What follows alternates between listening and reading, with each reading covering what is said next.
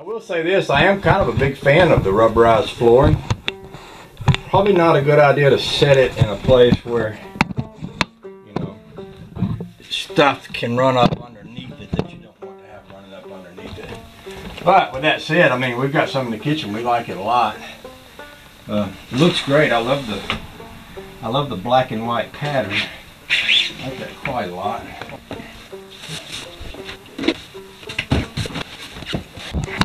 I don't know if there's any place to sit y'all where you can actually kind of see what I'm doing here. Oh, we'll try.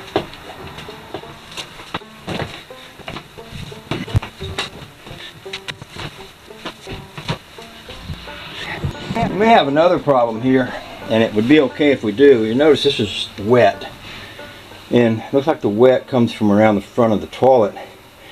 There's a good chance that could be leaking there, which is not a problem because when I refloor this, I'm going to be taking that off to floor up under it, and I'll put a new ring, wax ring in there when I do.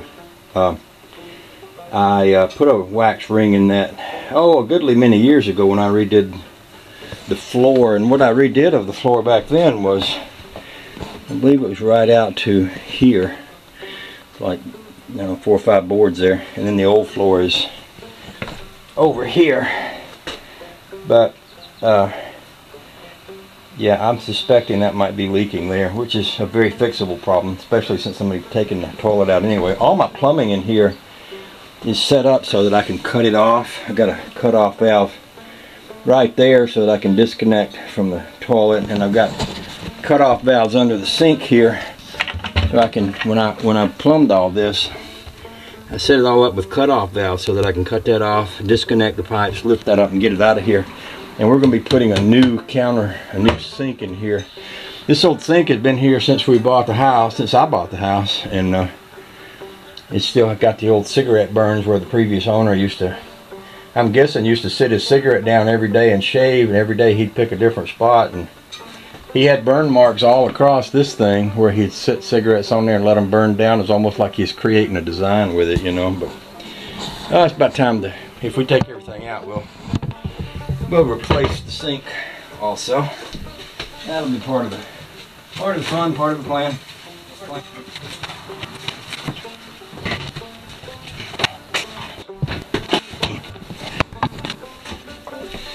See, this part of the floor right here is pretty weak.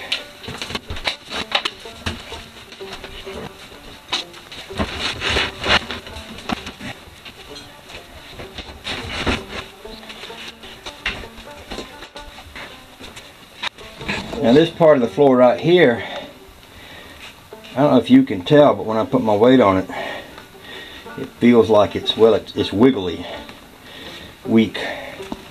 These boards here have rotted over time. That piece there that the toilet is on is actually a piece of oak someone put under that. I may want to take that piece of oak out because it stands up higher than the rest of the floor by about, that could be about 1/4 of an inch, 3/8 of an inch anyway. So I may wind up pulling that piece up when I redo my flooring. My flooring out here is firm and good, actually all the way to about here. So I think if I replace just from here where the edge of my shoe is to right there on that wet board, this section here, I think that's about all I actually need to replace. And of course, maybe where that toilet is. This brown stuff on the edge of the toilet is just wax. That wax was brown, and when I put it in there, I had some that got on the thing, and I never did clean it up. Of course, I was batching it back in those days, and didn't have a woman around to tell me to be neater.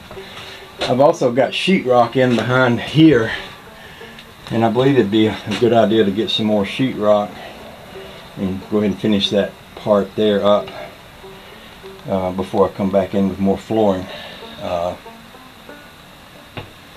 The sheetrock is not going to fit real well behind that toilet, so what I might do is I don't know how I'm going to work around that. I might just mark out a spot behind the toilet. But we'll sort it out as we go along. Alright, well, it's almost time for me to go help with that lawnmower. So I'll talk to y'all a little bit more.